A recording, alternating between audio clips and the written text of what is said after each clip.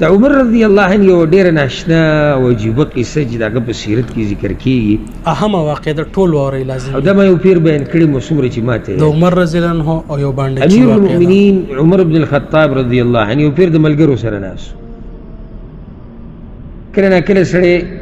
داسې کله چې ځان له یوازې ناستي کیدای شي تاسو سره هم داسې شوي، یا یو کتاب ګوري یا بیان اوري یا هسې سوچ کوي او ذهن کې هغه نقشه جوړه کړي، نو سړی وایي چې څه ښکلی وخت به و، څه ښکلي خلک وو، څه ښکلی مجلس، لکه اوس امیر المؤمنین عمر رضی الله عنه ناست او ګیر چاپېره سره ملګري ناست دي، نو څه ښایسته دا مجلس دی او څه ښایسته دا مجلس واله دي. د ملګرو سره ناست و، په دې کې یو بانډچي راغی، یو بانډچیان خو د ښار نه لري، د علاقو نه لري، تعلیم نشتی، سبقونه یې ډېر نه ویلي، آداب یې ډېر نه زده کړي، دغو چې څه ووایي د رسول وسلم خوا ته راغلي وو، هغه بعض عجیبه قصې ما ذکر کړي. دلته دی راغلی امیر المؤمنین خوا ته، مالي حالات یې ډېر ګډوډ وو، چې راغی نو ډاریکې شروع وکړه، یعنې نه دا چې اجازت والو یا سلام کلام یا څنګه یې ښې، نه نه هسې زه کله کله حیران شم د هغه زمانې د خلکو ته، د هغه زمانې د زنانه او بانډچیان چې کومه عربي وایي که نه فصیحه، سړی ورته حیران شي چې یاره دا الله دوی له څه ناشنا ژبه ورکړې وه. نو هغه په شاعرۍ کې د امیر المؤمنین نه مطالبه وکړه، مطالبه هغه په څه کې په شاعرۍ کې ډایرکټ یې شروع کړه، یا عمر الخیر جزیت الجنه اکسو بنیاتی و امهن، اے عمره اے خیر والا عمره، الله دې دلوی جنتونه درکړي، خو زما دې لوڼو ته او د هغوی دې مور له کپړې ورکړه، کپړو ته یې ضرورت دی، جامه پکار ده. وکن لنا من الزمان جنه اقسم بالله لتفعلن، دې زمانې کې چې کومې سختې راځي او الله لیکلي دي، نو ته پکې زموږ دپاره د الله په توفیق سره دیوال شه، ډال شه، معنی دا چې په سختو کې موږ سره ودرېږه، او زما دې په الله قسم چې دا کار به کوې. دا اوس بانډچي دی که صحیح ولې د نه مطالبه داسې نه ده کې به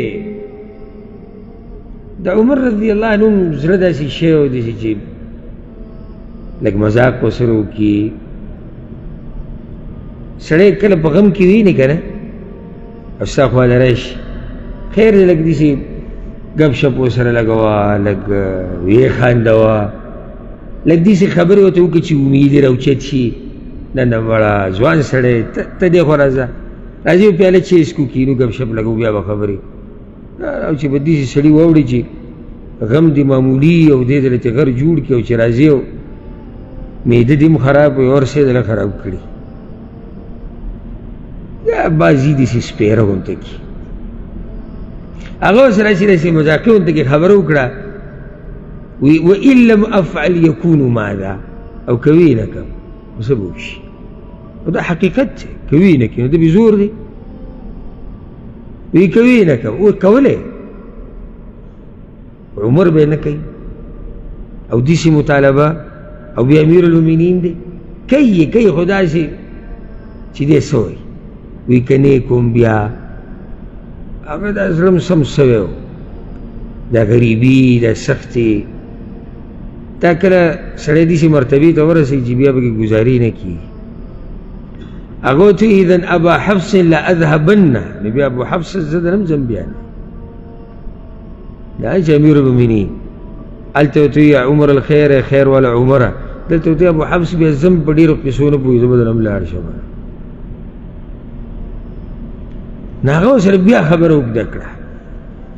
وی فاذا ذهبت یکون ماذا، نو که ته لاړ شي څه چل به وشي، ما یری لکه مطلب دا ما یری یو سړی تا ته وایي که دې ونه کړه بیا ځم، او نو څه به وکړي چې ځې او څه به وشي، ډېره ناشنا خبره وکړه. بیا دغې خبرې امیر المؤمنین وجړو، دومره وجړو چې په ګیره باندې د اوښکې لاړې، وتوي يكون عن حالي لتسألن يوم تكون الأعطيات منا وموقف المسؤول بينهن إما إلى نار وإما إلى جنة. نبي بدن الله زما تپوس کی پاغ ورځ بدن تپوس کی کنه پکم ورځ چې بد الله تر طرفنا بخنی او رحمتونه تقسیمی او پاغ ورځ بدن الله زما تپوس کی چې پکم ورځ بلار یا جنت ته یا جهنم ته بل ځای باندې وې دې سره بجړاش او دومره وجل امیر المؤمنین چې بلی ګیره باندې د اوښ کې روان شو او بیا خپل خوا کې یو کس ورسره ناست و هغه ته وی اعطه قمیصي هذا و دې اوږې صادر پروت وي زما دا صادر وله ورکړه دا اوس امیر المؤمنین دی ده سره پوره مال دقه دی هغه نور څه چې ده خو بیت المال کې دي د هغې نه دی ځان دپاره هم نه راغلي ما د په سیرت کې په اوله کې دا خبره ذکر کړې چې ده به د بیت المال نه څه اخیستو نو په دې اوږې صادر پروت و نو دغه صادر یې وله ورکړو ځکه چې هغه جامه غوښتلې وی دا صادر وله ورکه لذلك اليوم لا لشعره په دې نه چې شعر ډېر مزدار وي خو چې د هغه ورځې د هغه سختې نه مې الله وساتي دا صادر وله ورکه اما والله ما املک غیره زما دې په الله قسم دې صادر نه راو بل شی نشتی کوي نو هغه مې لم درکړی اوس دا صادر والا بیا به ګورو نو دا یو ناشنا کیسه د امیر المؤمنین عمر رضی الله عنه په سیرت کې راځي. هدا قیمتي او اهم بیان چې تاسو واورېدلو په دغه شان قیمتي او اهم بیانونو لپاره تاسو زموږ سره اوسئ. السلام علیکم ورحمت الله.